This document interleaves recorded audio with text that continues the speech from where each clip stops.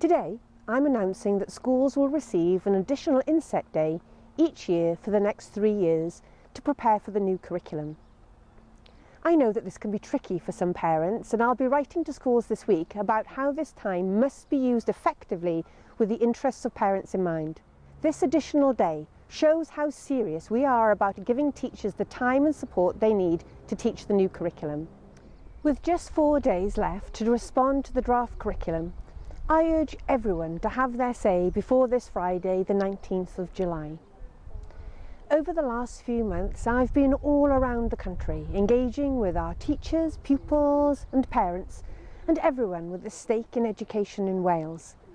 Today, I'll also be hosting a business engagement event to engage with the private sector employers about how the curriculum will work for them. Thanks to everyone who's come forward with their thoughts, ideas and their feedback so far. It all contributes to ensuring that, for the first time, our Made in Wales curriculum will help to raise standards, reduce the attainment gap and ensure we have an education system that is a source of national pride and enjoys public confidence. So thank you. Diolch.